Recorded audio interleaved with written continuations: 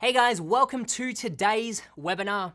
Today I'm going to be answering a whole bunch of your questions. Now, a few weeks ago, we released a 4-part video series on how to sell on Amazon from home. The topics that we covered included wholesaling, private label, online arbitrage, and drop shipping. And so that was a really successful series. The point of that series was to give you guys a few different ways to essentially learn the different ways that you can sell on Amazon, and specifically more of the low-cost opportunities or low-cost ways to get started, as we know there's a lot of people out there looking for those kinds of opportunities at the moment. Now that series was very successful, and so today I wanted to come back on and answer a few of your questions regarding those topics or just getting started in general on Amazon. So to kick things off, I'm going to answer a few pre-submitted questions that were on these past videos. Following that, I'm going to jump into the chat box and answer your questions live. So if you're joining live now, thank you for being here today, and make sure to leave your questions in the comments and I will get to them in just a few minutes. So without any further ado, let's kick it off. All right.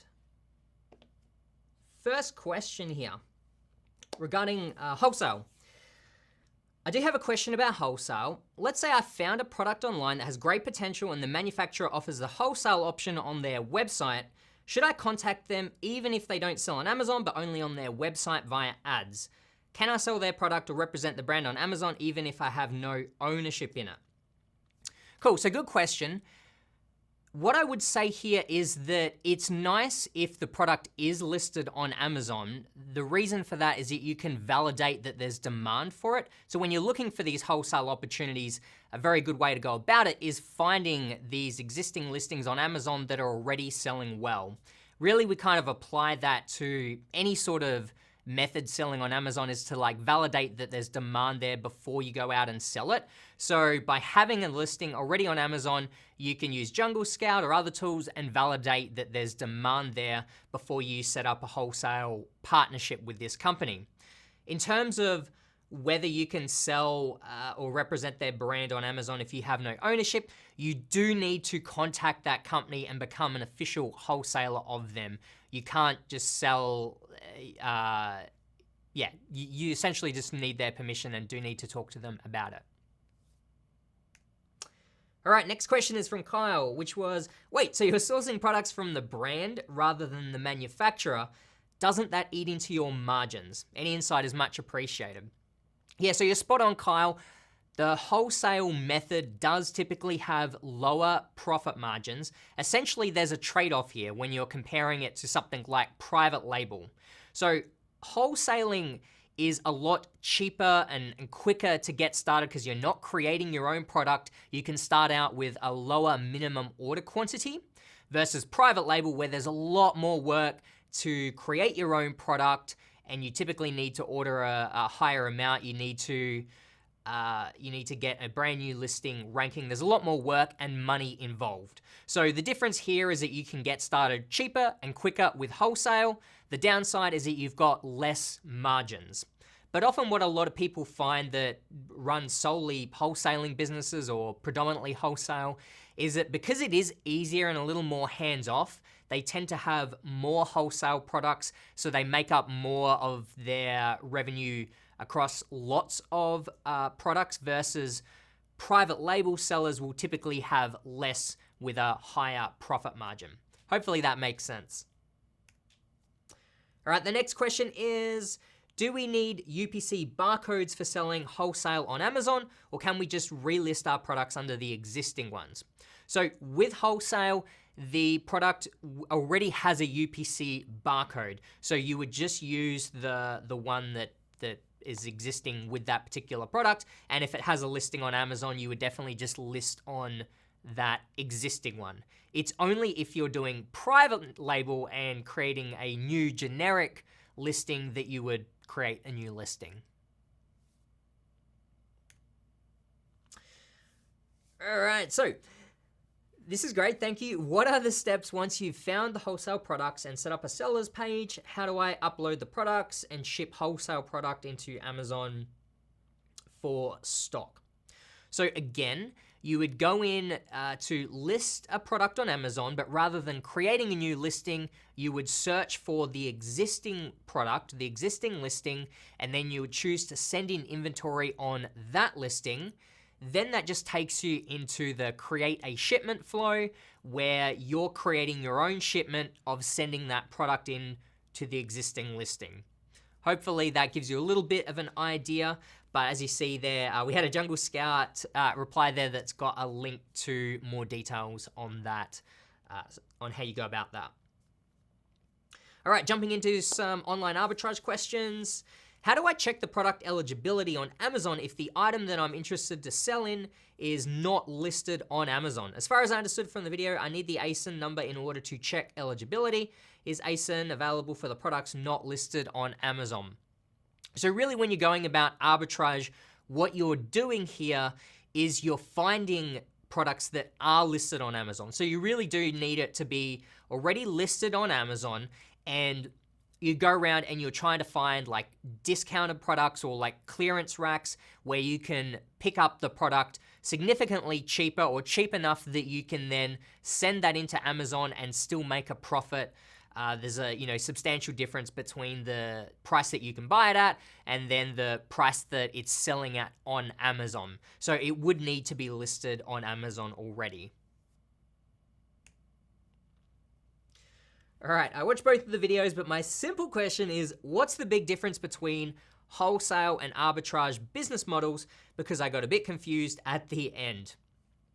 All right, so as I was just mentioning with arbitrage, this is really, it's generally a smaller volume than, say, wholesaling, where you set up a wholesale contract with a particular brand or company, and you might be placing orders of 50 or 100 units at a time, or however many. So you are making larger orders of this one product and sending that into Amazon. Whereas online arbitrage is you're just chasing, really just chasing discounts. So you got, usually like a lot of people would be going from store to store, going to discount racks. They might be able to pick 5 of a particular item, and then they need to go on to another product. So it's very much just finding lots of little opportunities of products that are on discount versus an ongoing selling the same product on an ongoing basis. Hopefully that makes sense. All right, I have a few questions. Can I only sell products that already exist on Amazon? As I mentioned before, yes. And Greg said that you can create an individual account on Seller Central for free, but from what I can see, you have to pay $39.99 per month. So Amazon has 2 different plans. You've got a free plan where essentially I think Amazon charges you $1 per sale. And then you've got the professional plan, which is basically $40 a month. So with online arbitrage, because you're generally selling a smaller number of units, or at least when you get started, it makes sense utilizing the free plan. But of course, when you start selling more than 40 units per month, or if you anticipate selling more than that, it would make sense to upgrade to the professional plan. So keep that in mind. That's kind of the difference. The professional plan does include some other benefits as well, such as having access to advertising and a bunch of other things like Amazon brand registry. But for the sake of arbitrage, that's kind of the main difference. It's just how many units are you planning to sell in a month? All right, private label. Is it a good idea to go with a product that JS says is low demand, low competition? Would it be more optimal to find one that's at least medium demand, low competition? It would be most optimal to find a product that's high demand and low competition, but of course it can be difficult to find those particular nuggets. Yeah, definitely it would be better to have medium competition than medium demand rather than low demand. What I would say is, like, again, the ideal situation is to have high demand, low competition, but there are times where you might be okay with sacrificing some of the competition and say going with like a medium, sorry, I keep saying competition, but sometimes it's okay to go with medium demand if you can find really low competition. So really you're looking for the biggest difference between competition and demand. You might have, let's say, a product that sells 1,000 units per month, so super high demand, but you've got all these competing listings that have 500-600 reviews. Versus you might find something that only has like 200 sales per month, so it's very medium or kind of like less than what we'd normally recommend, but there might only be like 30-40 reviews on a lot of those listings, and it might be a lot easier to rank for that particular product and capture a lot of those sales rather than fighting in this very competitive niche to get those 1,000 sales, just as a bit of an example. Stephanie asks, is this doable in Amazon Australia? Does private label mean designing a logo or name to put on a box? When we put the barcodes on ourselves, are we going to Officeworks, say, to print off 50 labels? These are pretty silly questions, but I guess I'm confused about the term private label. Yeah, so very quickly, just to describe private label, it's taking a generic product and putting your own brand or label on that. So that part is correct. In terms of, is this doable in Amazon Australia? Yeah, absolutely. I actually think Amazon Australia is a great opportunity if you are looking to get started, and particularly if you live in Australia, because at the moment it's still a growing marketplace. The numbers aren't as big as the US, but the advantage of that, even while there's not as much demand, there's also a lot less competition. So it's a lot easier to rank for various products on Amazon Australia. So if you're considering this, I'd say like in Australia at the moment, it's sort of like, I wouldn't even call it a low cost private label strategy. It's almost just like a private label strategy. Just doing private label in Australia, I think you could get started for less money. So yeah, I think you could definitely do that in Australia. All right, can you use a credit card to pay for your products that you purchase from suppliers? I see that the payment type accepted is TT. What if I really only have CCs? Credit cards. Yes, you can use a credit card. That's a valid form of payment. You would need to check with the specific supplier as to whether they'll accept that or not. But I do know a lot of sellers that use credit cards to fund their Amazon business. Of course, you need to make the best decision for yourself, whether you want to use a credit line or not. But I do know a lot of people that do use that. And yeah, it's definitely a valid funding source if you don't have the capital in any other way. All right, so Peter says, I wanted to ask, if I buy a product from AliExpress and ship it to my house in Spain, then will Amazon attach the barcode to each of the products for me, or the seller from AliExpress will have to do that before I'll ship it to the US Amazon warehouse? Most likely an AliExpress vendor won't apply a sticker for you. If you're buying a large quantity off of Alibaba, they're a lot more likely to do so. AliExpress, you could definitely ask, but I'd say probably not. But as you mentioned, Amazon also can apply these stickers for you, and it costs you 20 cents per unit. I'm not sure if that differs in like Amazon Spain or some of the different marketplaces, but in the US, you can get Amazon to do it for 20 cents. Or quite often we talk about in private label, when you're getting a larger order and you're getting custom packaging, we recommend getting the FNSKU barcode that you need. You get that printed directly onto the packaging so that no one ever has to apply stickers. So you can either do that or get your supplier to stick that on, or get Amazon to do it. Those are essentially your options. All right, so those are a few of the pre-submitted questions. I'm gonna jump into the chat box in just a minute, But before I do, I wanted to tell you guys about a very special offer that we've got on with Jungle Scout at the moment. If you are interested in getting Jungle Scout, we're currently offering a deal at the moment where you can receive 50% off your first month of Jungle Scout using the main Jungle Scout suite of tools and the extension bundle. This is a really great deal if you're looking to get started at the moment. We don't very often run deals, so if you are on the fence or thinking about this opportunity, then I'd highly recommend taking advantage of this one. In order to access that deal at the moment, just go to jscout.co/50 to claim that particular one. And if you have any questions about what that includes or any questions about this offer, just let me know in the comments and I'll be happy to answer any that you have. All right, so now I'm gonna jump into the chat box and answer some of your questions. All right. Okay, so Self-Image Meditation asks, what is the best resource for learning the many details for buying from China and shipping to the US? I'm glad you asked. We have a great resource actually within Jungle Scout called the Academy. And so in the Jungle Scout Academy, we show you, we've got education on every step of the way from finding a product all the way to sourcing it, launching your product, optimizing it, and so on. So if you're a Jungle Scout member, that's one of the great features that you get access to.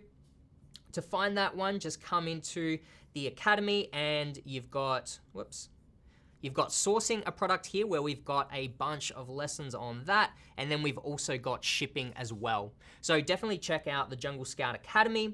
If you're not currently a Jungle Scout member, you can also check out the $1 Million Case Study here on our YouTube channel, which has some great details on sourcing and then shipping the product as well. So check those resources out. All right.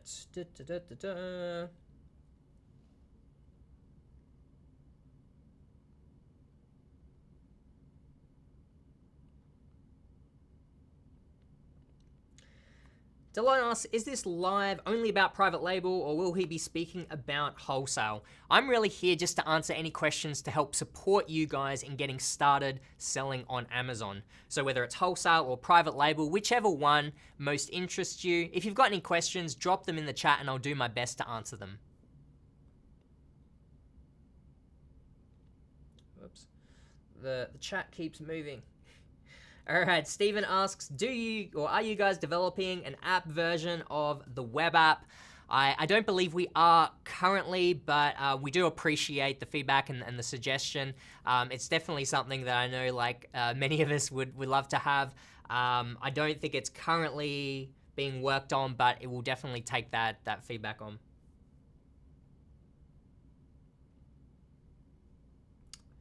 All right. Okay, and this question is, in one of Greg's courses, he mentions that everyone trying to sell the same kind of item. Can you explain a little bit more about that? I'll just need a little bit more clarification on what you're asking. Was Greg saying that everyone should sell the same kind of item or that they shouldn't?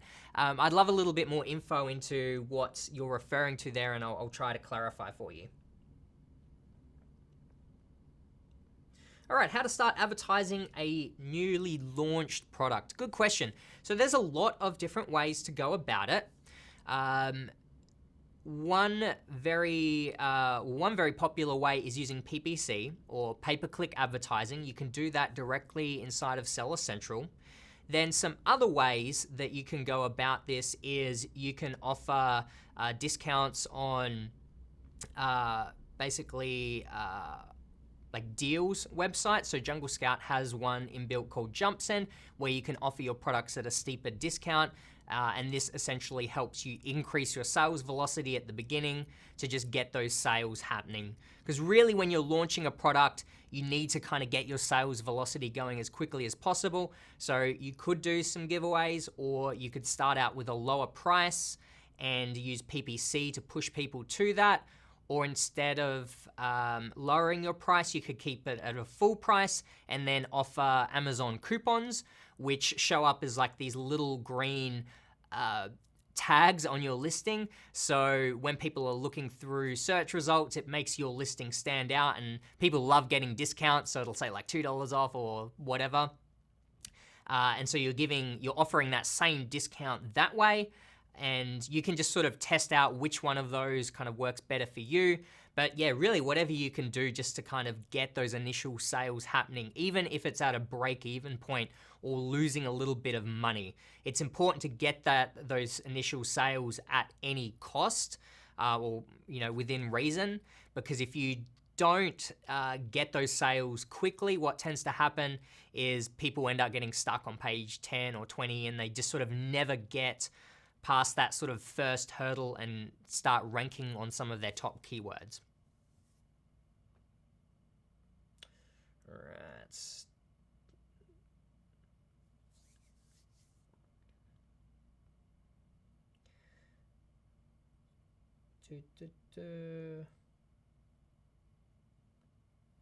Right, Bill says, what are your thoughts on pumping up your ad campaign for 2 days by pumping up your bids and budget, even though it loses money, with the idea that the surge in orders will bump up your organic sales? Yeah, that's a good strategy. I know a lot of people, you generally want to have profitable PPC campaigns, right? You want to make sure that, you're not losing money in general, but there are times and reasons where you might be okay with losing money. Like you said here, it might be worth experimenting with. Basically, my short answer is you should try it out. Or if you're willing to risk losing a little bit of money for a few days, I'd say check it out or try it out. The cool thing you can do inside of Jungle Scout is we've got a tool called Rank Tracker, which will track the keyword rankings of you and your competitors. So what you can actually do, and do this historically, so you can be tracking the rank or the keyword rankings of your top keywords. And what I would do, you can see how that's been going historically. Then you try the aggressive PPC campaigns for a few days or however long, and essentially you can go into Rank Tracker and you can see if after a few days or a week or whatever, you can basically see if it has had an impact on your keyword rankings. So probably the best thing to do would be to experiment, because I wouldn't say it's going to be the same across the board for all products or all categories. It will probably depend a lot on your particular product and category, but I'd say it's like worth trying. All right, what's this question? Hi, Lenny, I've heard of this rule of 3 in terms of unit cost, overheads, and profits. What would you recommend? Yeah, if it's the rule of thirds that I'm thinking of and that I've heard people say, again, this is just a very general rule of thumb, but just a very simplified way to look at it is, it's a good idea for like whatever your sales price is. Let's say it's $18 is your sales price. A good rule of thumb is to try to source your product or get it landed to Amazon, your landed unit cost for $6. Get your product for $6. Generally speaking then, or $6 or 1/3, then 1/3 to Amazon fees, and then 1/3 for you. So again, that's a very simplified way of looking at it, but that's a good ballpark to have in mind when you're doing product research and you're kind of like weighing up, you're looking through all these potential products. As long as you've got an idea of like, okay, I can sell it around about 18 or 20 bucks, and then I can see on Alibaba that I can source it. Yeah, if I can source it for about like $5, then it's like, okay, it fits roughly into that rule of thirds. Therefore, this is worth pursuing a little bit more. Whereas it's like, okay, I could sell this for 20 bucks, but it looks like on Alibaba it's like $9 or $10 to source it. You can kind of rule it out immediately, because it's like, okay, by the time you then add in Amazon fees and calculate everything out, it's probably not going to be very profitable. So that's how I use that rule, is just when I'm going through lots of products and I'm doing kind of a ballpark calculation in my head. Da, da, da, da. Amanda says Lenny is awesome. Thanks, Amanda. All right. Da, da, da, da. All right. We've got a question here. Would you recommend getting a mentor for a brand new seller? And if so, any recommendations for a mentor that I can talk with? 2, not just courses. Yeah, this is a great question. So it really comes down to, I guess, understanding how you best learn. Because there's a lot of people that are very much kind of like self-starters, or they thrive very easily in just like figuring everything out themselves, being very bullish on that and making stuff happen, or just sort of taking more risks and making more mistakes, and being okay with making mistakes in order to learn. But then there's definitely a lot of people as well that appreciate additional hand-holding or kind of like that guidance, and it makes sense too, because you can shorten the learning curve by learning from someone that's made all those mistakes rather than you having to make them yourself. So I can't tell you whether or not a mentor or a course or anything like that is for you, but what I can tell you about is if you are interested, we do actually offer a course, I was gonna say within a Jungle Scout course, but it's called the Freedom Builder Bootcamp. It's led by Greg as well as Rolando, who you might recognize from the $1 Million Case Study if you've watched that here on YouTube. And so the Freedom Builder Bootcamp covers all the steps from getting started to launching your product and all the little details in between. There's also live training that you can get access to as well. So you do get your questions answered, and there's a great community of people there. Now that the course has been running for a while, we've got a whole bunch of people in there. A number of them have actually launched their products and are doing quite well, which is awesome to see. But with it, you get an exclusive Facebook community where, as I mentioned, all these people that have already launched their products, there's lots of people in there answering each other's questions. So it's a very supportive community with now a number of people that are doing it at the moment. So if you are interested in that one, just head to freedombuilderbootcamp.com and see whether that's something that would be of value to you. All right.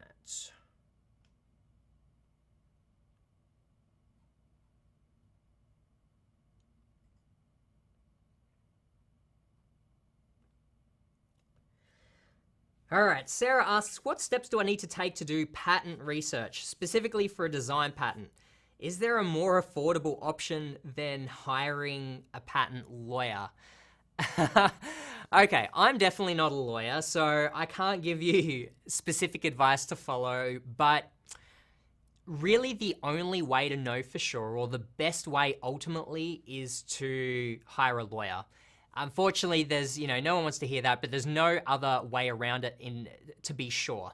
There's a couple of little things that you can do, some like basic checks, just to give you a rough idea. I wouldn't necessarily recommend sticking to those, but what they include are, you can just go to Google Patents, and if you go there, you can kind of like type in the product and do some searches to see if you can find a patent already there.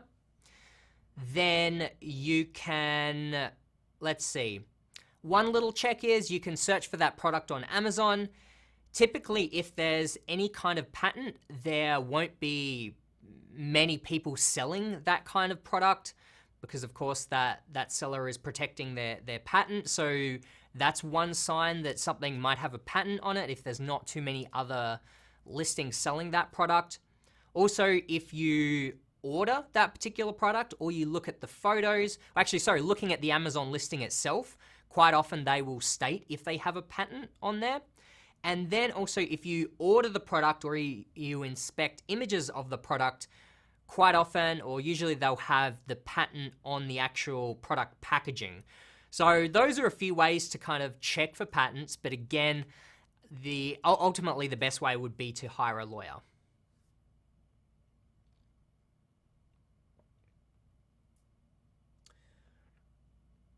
All right, Rupinder says, this means that we'll need a UPC barcode for FBA. If you're doing private label, creating your own product, then yes, you'll need to purchase a UPC barcode in order to create your listing. Once you've created your listing, you then only need to stick on a different barcode that Amazon gives you called an FN SKU barcode. Once you've created your listing, you only need the FN SKU on your product from that point on, but you do need the UPC to create the listing.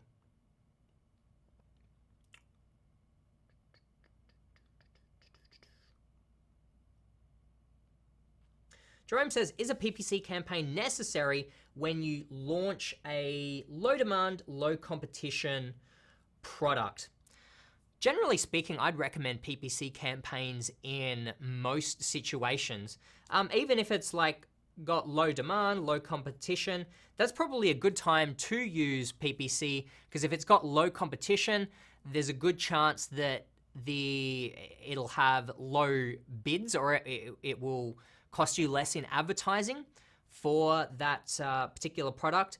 I think regardless of the product that you choose, there's always going to be lots of keyword opportunities for you to advertise on. So I definitely recommend it.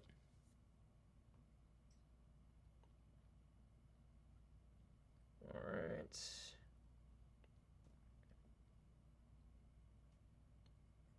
go back to this page.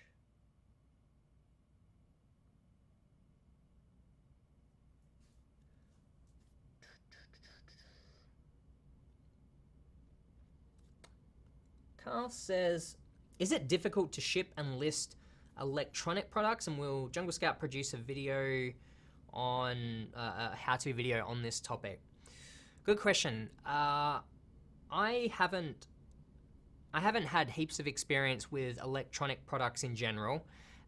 Although the very first product I did sell was electronic, and it did do all right for quite a while actually, and it sold really well, outranked the other top competitors, or very close to. But I ended up getting rid of that product because I ended up getting a whole shipment in where everything was faulty. I got a ton of negative reviews and doing lots of replacements, but then the replacements were duds as well. And so generally what we say here at Jungle Scout is we kind of recommend steering clear of the electronics category for that reason. If you have a higher risk tolerance and you can see a good opportunity there, then, by all means go for it. But I would say if you are starting out or you just want it as simplified as possible, I'd steer clear of the electronics category.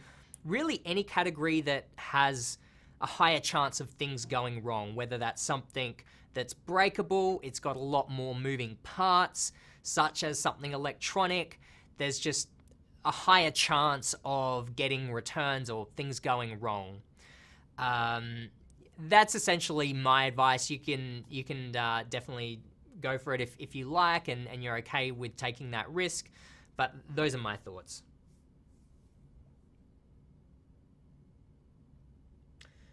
Peter says, is the bootcamp different from the $1 million case study?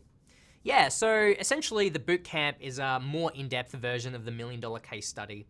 So we covered, I think, like each season of the $1 million case study has been like 20 episodes of like sort of 45 minutes each, whereas in the bootcamp, we go a lot deeper into all of the topics that we cover, and we've now got, I can't remember, it's like, I think it's like well over 20 hours of content there, where we go into a lot more of the details that we couldn't hear on YouTube, just as it would take up, such a long time. But yeah, the bootcamp is just definitely a lot more in depth than the $1 million case study. It goes into a lot of the details that we couldn't cover in the $1 million case study. But if you aren't ready for the bootcamp, then the $1 million case study is a great place to start to get a lot of the details in a sort of high-level overview. Stephen says, what ROI is considered healthy? My rule of thumb would be at least 100%. So that means, after all things considered, if you put $5 or you spend $5 out of your pocket on a product, you get back at least $5 in as profit margin, as profit rather. So yeah, I'd say 100%. Sometimes you might go a little bit lower. Really, when you're looking at all of these criteria, it's very rare that you're going to tick every single box of like, okay, it's got really high demand, really low competition, it's not too seasonal, I can improve upon the product, I can get 100% ROI, 35% profit margin. In an ideal world, you could tick all those boxes. The reality is you tick as many boxes as you can, and you may need to decide which of these things is a little more important than the other. For instance, you might be like, oh, I'd like 100% ROI. This product maybe has like 80% or 85% ROI, but it's really low competition, so I think I'll be able to rank for it quite well. So that's how I go about it, but I'd use 100% as a rule of thumb. Are you still able to continue selling on Amazon US market, even if you travel to another continent, say Australia or Africa? Yeah, absolutely. So that's the great thing about selling on Amazon, is that you can do it from anywhere in the world. As long as you've got a laptop and an internet connection, or particularly if you're doing FBA, where you're sending the inventory into Amazon's warehouses, you don't ever have to touch any of the stock, so it becomes very hands-off. It also means it's very scalable as well, because you're not having to be sending off stuff yourself. There's obviously a limit to how many products you can send if you're fulfilling yourself. So you can definitely do it from anywhere in the world. In fact, a lot of people do that, including myself. When I first started selling on Amazon, I was living in Australia, and I sold on the US marketplace for a number of years without ever stepping foot on US soil.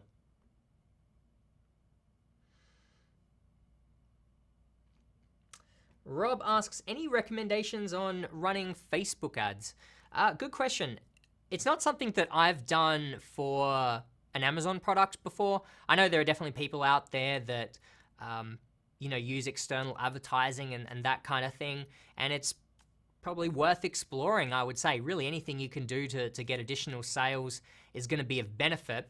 But what we generally find, and what I'd say first, is to make sure that you've exhausted all the options on Amazon first. It's like, if you haven't been optimizing and optimizing your PPC campaigns or optimized your listing, if you've got brand registry, if you haven't set up your A+ content, if you haven't done all of these things that you can do on Amazon first, then I think you're kind of spending your time in the wrong place, because the things you do on Amazon are going to have the most benefit because people are already on Amazon looking to purchase. But I'd say once you've done all those things, you've got your PPC campaigns, on autopilot or running really well, and they feel quite optimized, and you've got your listing as well as optimized as possible, and now you're just looking for additional ways to increase sales, then I'd say sure, go for, try out Facebook ads, Instagram ads. Influencer marketing, I know, is a popular one. In fact, we're considering, covering some of this content in the future. So if you guys would like us to create content on Facebook ads or any other topics, please let us know in the comments below, because we want to create the content that, would help you guys the most. All right. Lots of questions here.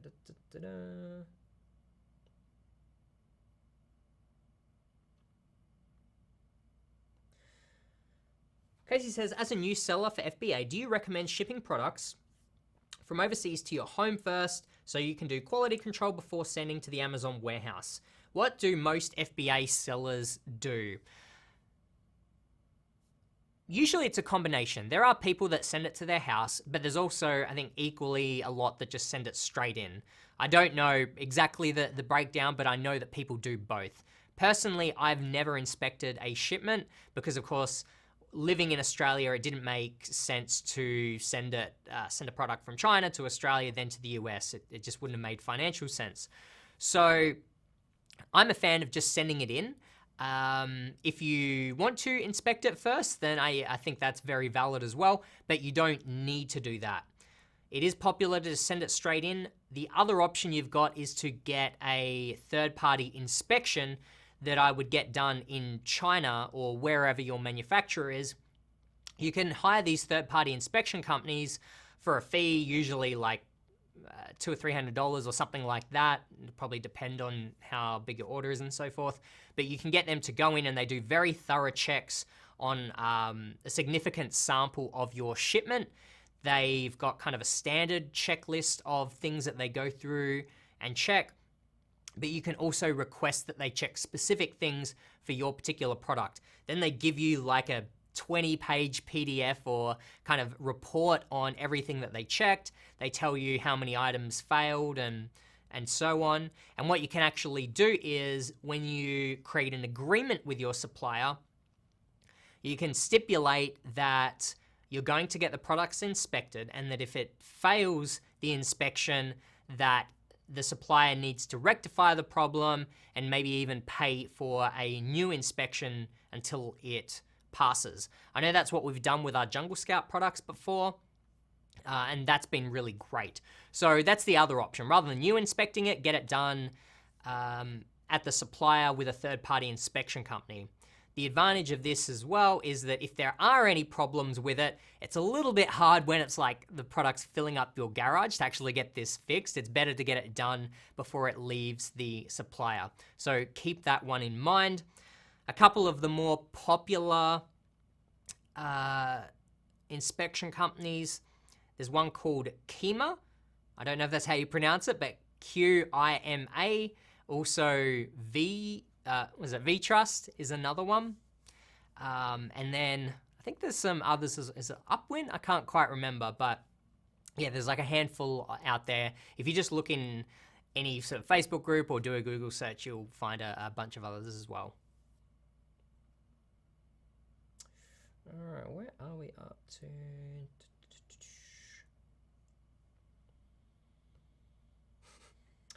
All right, so Anthony asks, what minimum capital outlay do you need for a starter for private label? This is always a very maybe controversial question because there's really no right answer. As a general rule of thumb, if you're starting private label, I would say the bare minimum you generally need is at least $2,000 or $3,000. The caveat here is that the more you can start with, the better. So I would feel more comfortable starting with closer to 5,000 to give you some ballpark figures.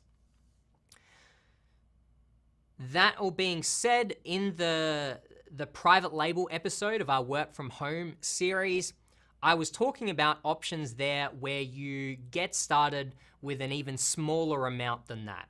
That's not necessarily the best way to go about it. I do personally feel like it's better to start with more, but if you're really strapped with cash, there's a lot of benefits to starting with, or like there's a lot of benefits to ordering a small number of units, sending it into Amazon, and what you're doing here is mostly learning the process. You learn a lot from that first selling experience. But if you're smart and you can find a product that is priced very, very cheaply, then you can break even or maybe even make a small profit. The trouble with that is, even if you do that, it's a little bit, it takes longer to kind of scale up and order in more inventory. That's why it's usually preferable to start with a higher amount. So hopefully that gives you some food for thought. Rob asks, are there any PPC management tools? There are a number out there. I haven't used too many personally. Most of the time these days, I just kind of go into the Amazon or the Seller Central platform and make all of my adjustments there. That platform's been changing a lot, and I find it really easy to use these days. So I just do most of my optimizing directly in Seller Central.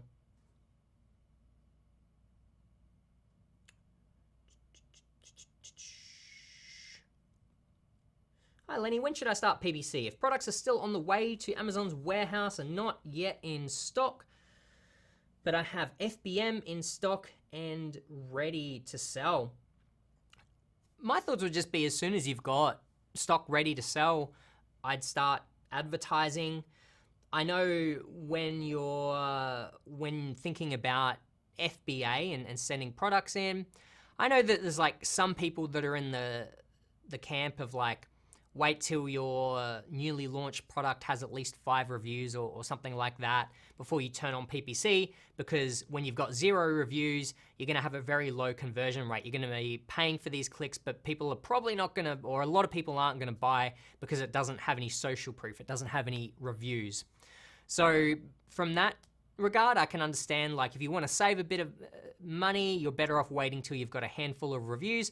However, I prefer to turn on PPC immediately and just be a little more aggressive and a little more bullish at the start. Even if I'm losing a bit of money in my early PPC spend, I just want to give my newly launched product the best chance possible of getting those initial sales and reviews, even if it costs me money. I'd view that as kind of a marketing budget upfront that you need to have in order to help your product rank organically.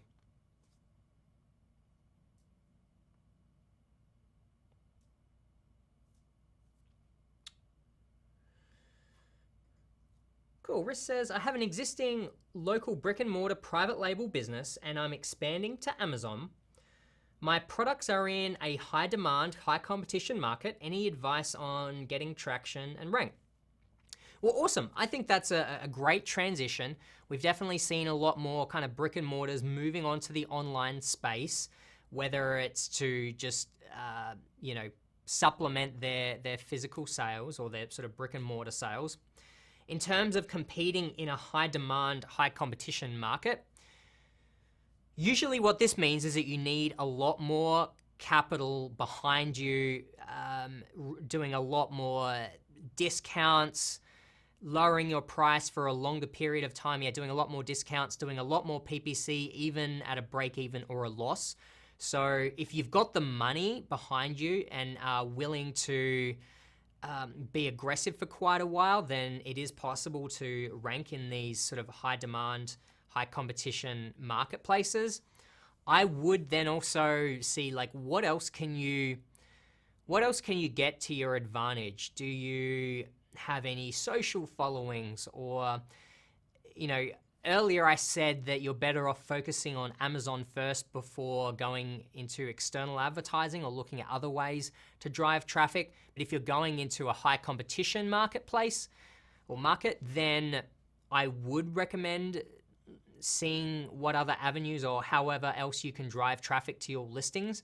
Really anything you can do to give you a competitive edge. Hopefully that helps. All right, Dan is asking, will this be replayed? I missed about 40 minutes. I'm so mad. Don't worry, Dan. This will live on YouTube, so you can go back and watch the replay anytime.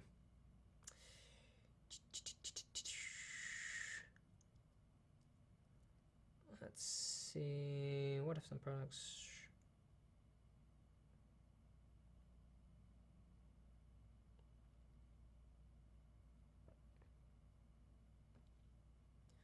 Which is the best market to start selling on Amazon these days?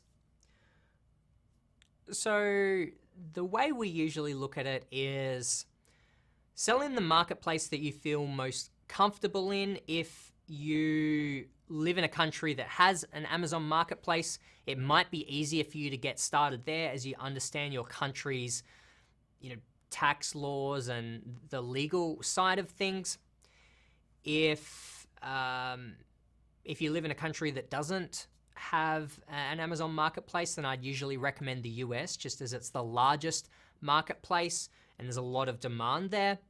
But really there's enough demand and opportunity in all of the Amazon marketplaces that you really can sell in any. But those are kind of like the rules of thumb that I'd go by.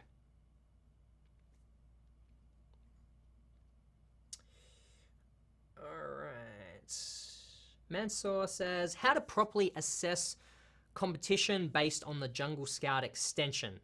Thanks so much for doing this, my pleasure. So using the Jungle Scout extension, it helps you analyze a particular niche. Let me show you an example. All right, so I'm on Amazon here. I've been looking at dog toys for my puppy, and I'm gonna run the Chrome extension.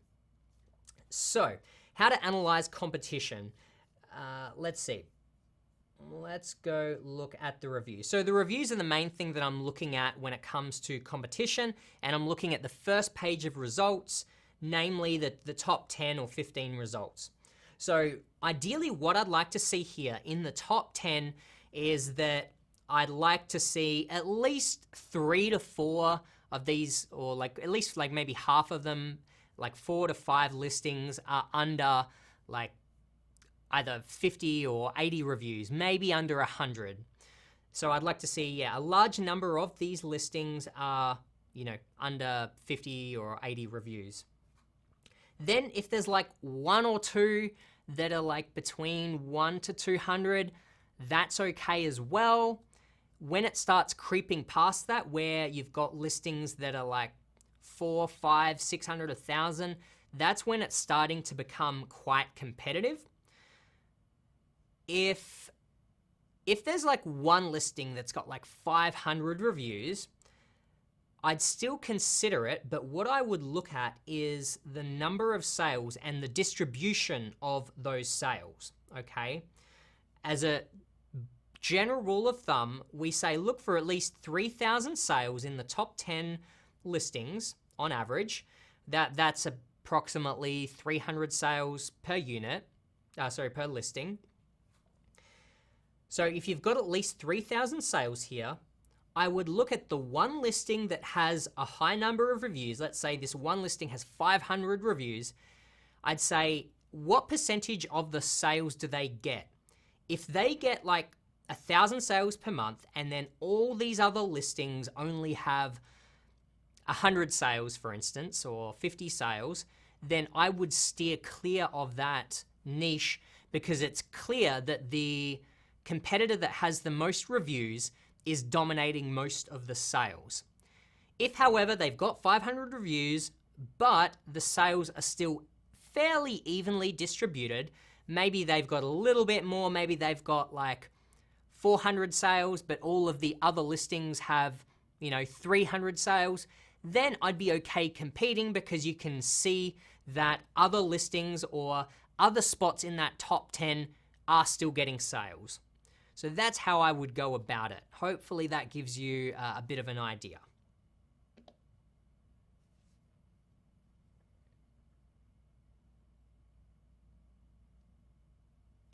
All right, Rob says, if you're brand registered, how do you get the UPC barcode exemption when listing a product? Good question. So as I mentioned earlier, when you're creating a brand new listing, you need what's called a UPC barcode that you need to purchase for your new product. The exception to that is if you're enrolled in Amazon's brand registry program. If you're enrolled in that, then you've got what's called a GTIN exemption, meaning that you can just list your product or list a new product without a UPC. A couple more questions. Also, guys, keep in mind, if you are after that special deal, go to jscout.co/50 to access that one. And as Rob says here, smash that like button if you've got some value from today. Also, if you've enjoyed this episode, make sure to hit the subscribe button as well. Even consider hitting that bell icon if you want to get notified when we go live in the future. All right, I'll go for a couple more questions. Where are these?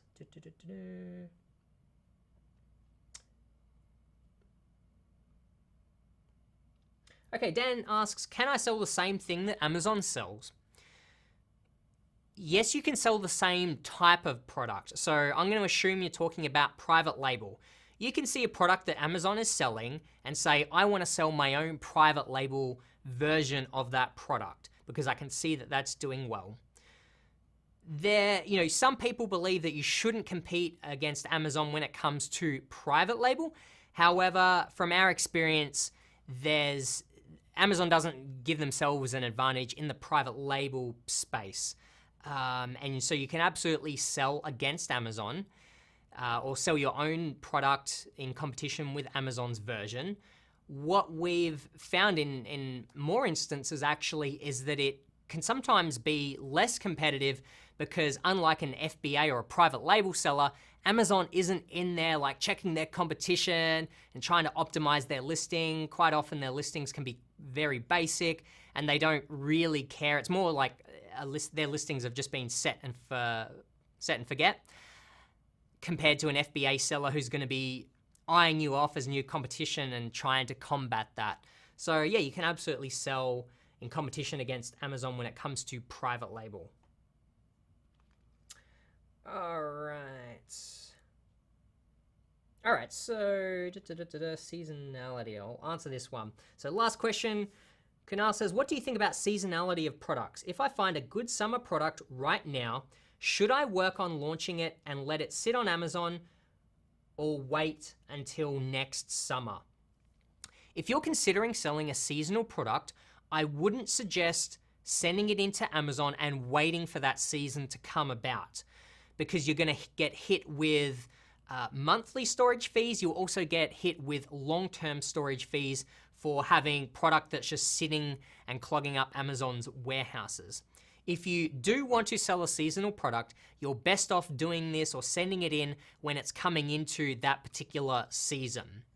As a general rule of thumb, we'd recommend finding products that aren't as seasonal so that you can sell them all year round. However, you know, it's quite valid to take advantage of a seasonal product if you can see that it's selling well.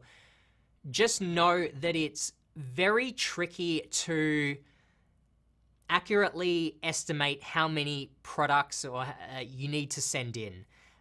It's very tricky with seasonal products, so you are running the risk of maybe ending up with, you know, the season ends and you've got additional stock in there.